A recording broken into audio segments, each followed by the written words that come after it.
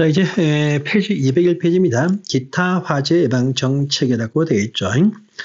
자, 1번 보시면은요, 화재 예방 강화 지구에서의 조사 등을 통해서 소방시설 등 설치가 필요하다 명할 때 보시면 그 관계인들이 소방시설 등에 대해서 설치에 관해서 잘 절차라든지 또 물건들을 잘 확보할 수가 없어. 그래서 소방청장에 보시면 화재 예방 강화 지구 안에서 설치를 명할 때 대신 뭐 돈은 받겠죠. 돈 싸게 원가를 받겠지만요, 받고 나서 소방시설 설치 등에 관한 필요한 지원도 할 수 있다는 부분이 또 보이네요. 이것도 체크를 살짝 해주세요.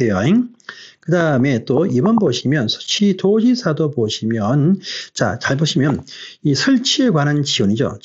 지원인데 소방청장입니다. 밑에 보시면 소방 설치에 필요한 비용에 관한 지원 딱 뜨죠. 설치 자체의 지원은 소방청장이 할 수 있지만 요 돈 내라. 요것은요 시도지사가 설치 등 필요한 비용을 지원할 수 있다. 딱 보이죠. 그래서 설치 지원은 소방청장, 설치에 필요한 비용 지원은 시도지사. 두 개 구분을 해 놓으시기를 바랍니다. 자, 보시고요. 자, 그 밑에 보시면 이제 6번상, 관로 6번상 봅니다. 화재 안전 취약자가 보인다. 취약자가 누구냐? 오른편에 있네요. 자, 기초생활수급자 분들, 또 중증장애인 분들, 한부모 가족들, 또 보시면 독거노인이죠. 홀로 산 노인. 그 다음에 다문화 가족의 구성원들. 그래서 외국에서 오신 분들이 잘 한국의 화재에 대응하기가 좀 힘들 수 있습니다. 이렇게 딱 보이는데 이런 분들에 대해서는요.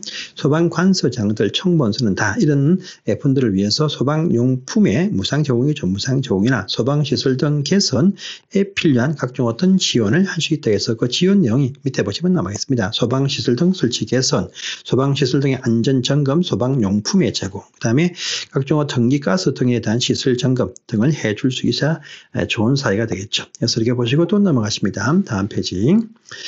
자, 다음 페이지가 중요하죠. 이것도 참 중요한 상이죠. 뭐 늘상 시험에 나오는 상이다 이렇게 하시면 됩니다.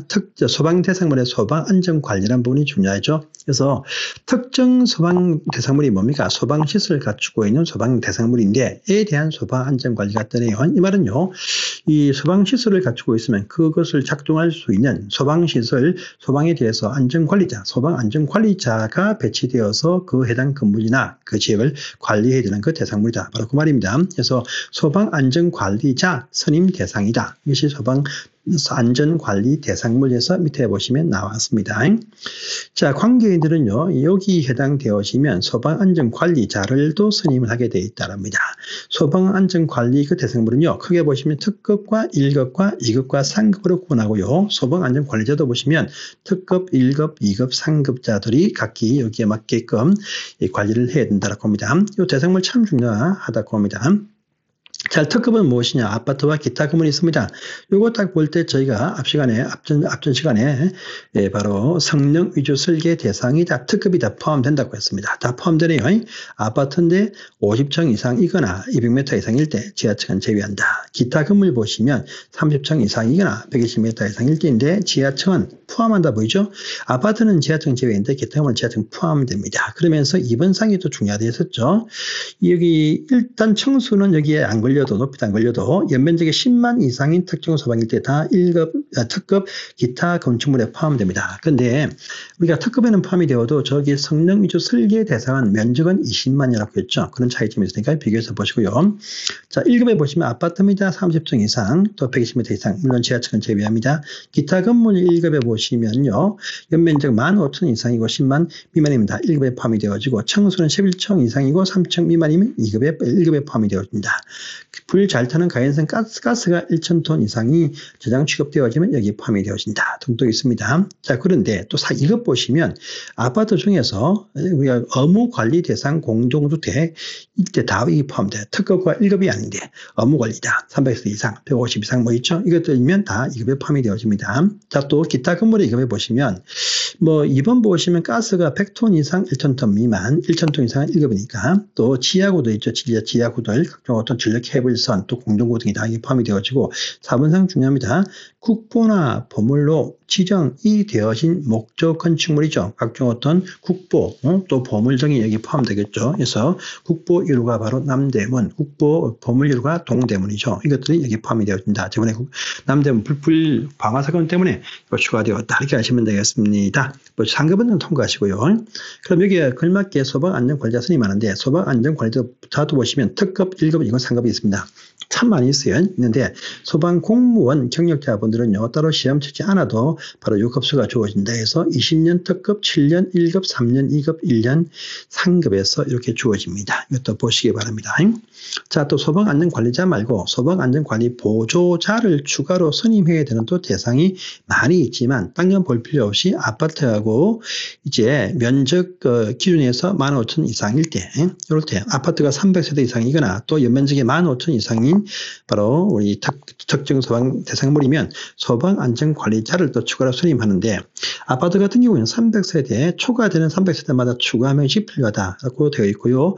또 연면적 15,000 초과되는 15,000마다 추가 명시 필요하다라는 부분이 있으니까 요 정도만 딱 보시고 또 그 밑에 보시면요. 밑에 제일 밑에 하나 보시면 한 대지 안에 건물이 2동 이상이 있거나 서로 연접되어진 대지에 각기 건물이 있지만 건물 주인이 같다란 말입니다.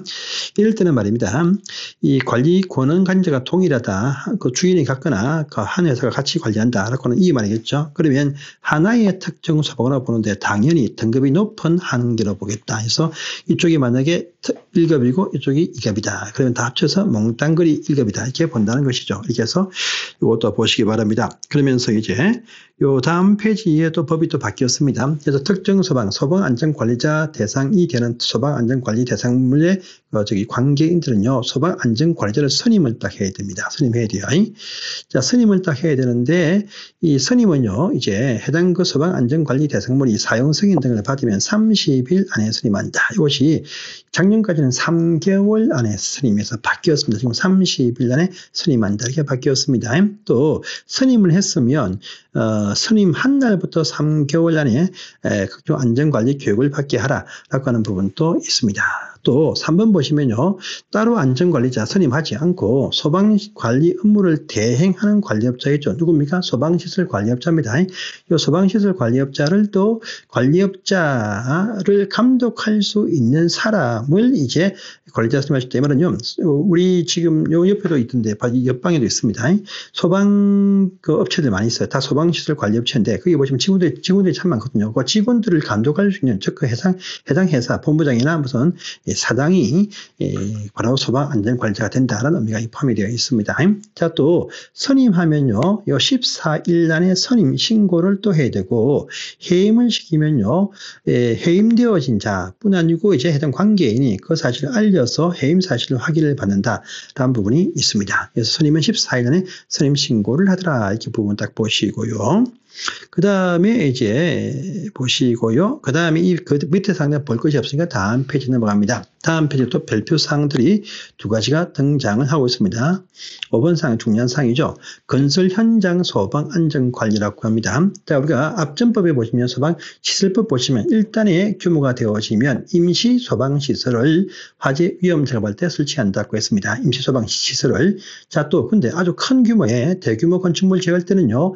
공사하는 건축공사 신축하는 현장 안에서도 정축하는 현장 안에서도 소방안전관리자 선임을 해야 되는 것이 있다라고 합니다. 그래서 보시면 건설 현장에서 공사하는 현장에서 소방안전관리자를 선임해야 되는 그 대상물이 있다라고 합니다. 일명 소방안전관리 대상물 건설 현장 소방안전관리 대상물입니다. 그래서 이건요 해당 전체 건축공사, 토목할 때, 땅을 팔 때, 이럴 때가 아니고, 소방시설공사입니다. 소방시설공사 착공신고일부터 건축물 사용승일까지죠. 그래서 만약에 이 표현이 해당 그 건축물의 착공신고일부터 하면 안 됩니다. 소방시설공사 착공신고일로부터 건축물 사용승인일까지죠. 구분을 딱 해야 됩니다. 그래서 일반적인 그 착공신고일부터 하면 안 돼요. 소방시설공사 착공신고일부터 건축물 사용승인일까지 소방안전관리자 선임도 보고하고 그 사실을 또 신고해라.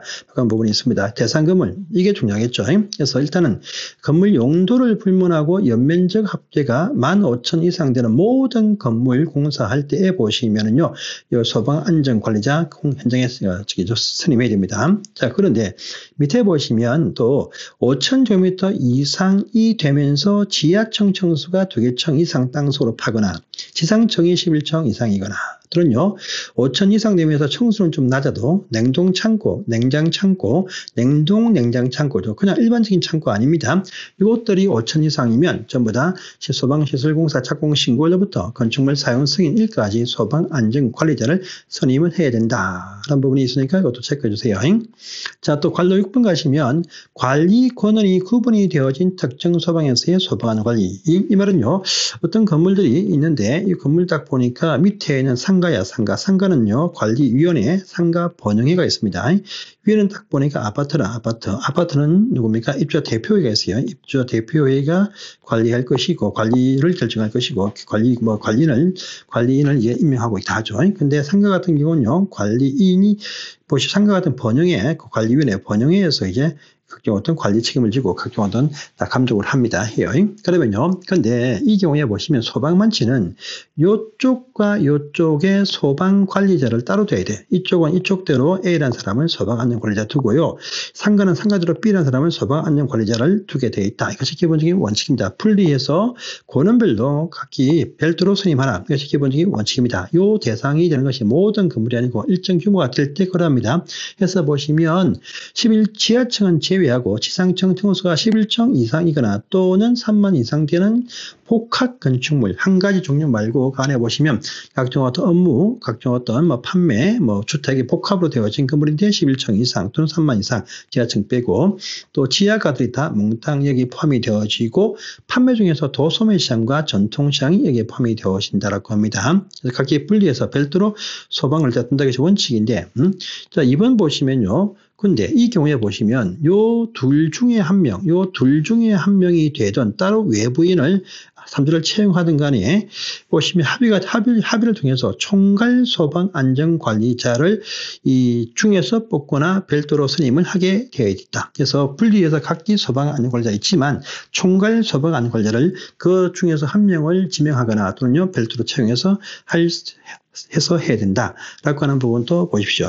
그 다음에 요 밑에 7번 보시면 소방안전관리 대상물의 관계인이죠. 관계인들은요 피난 계획을 수립을 하고 요 피난 계획 속에 피난 경로가 포함이 되어야 된다. 관계인입니다. 관계인. 소방안전관리자가 수립한다면 안 됩니다. 관계인, 소유자, 점유자, 관리자가 수립하게 되어 있죠. 피난 계획을요. 그래서 소방안전관리자가 수립한다면 안 됩니다.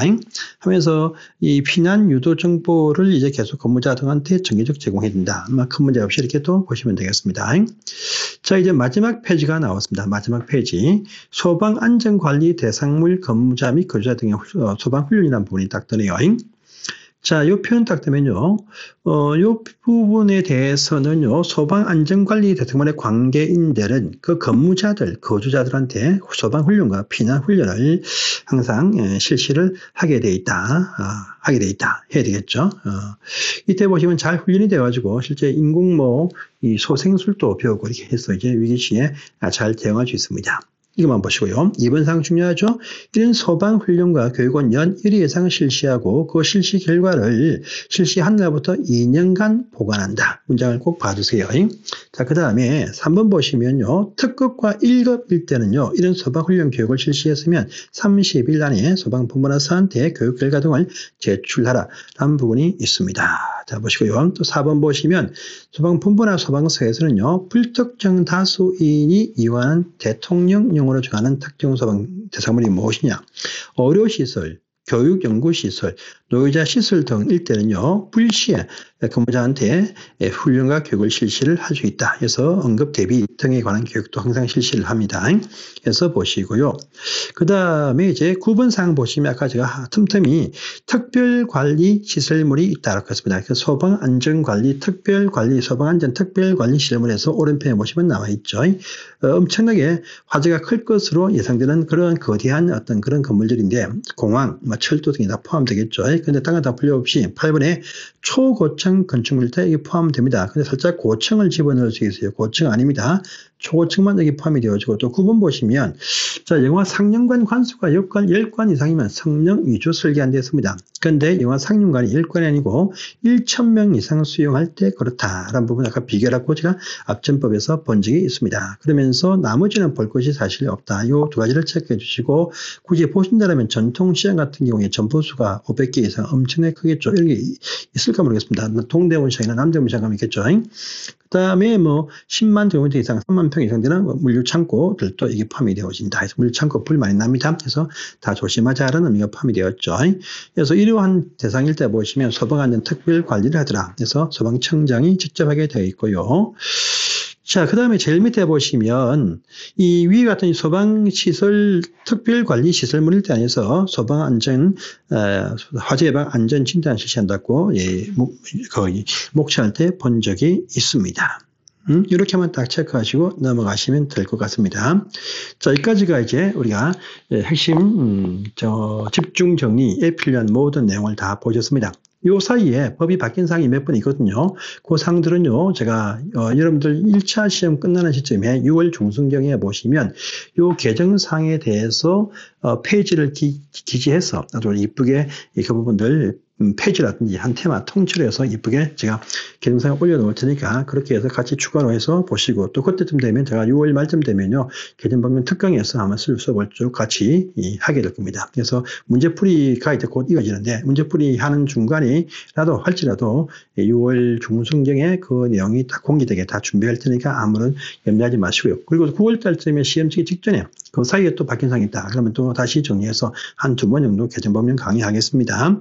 이렇게 보시고 여기까지 보신 내용들이 집중 정리 모든 내용이고요. 제가 본 부분만 제가 설명을 한 부분만 계속 반복해서 보시면요.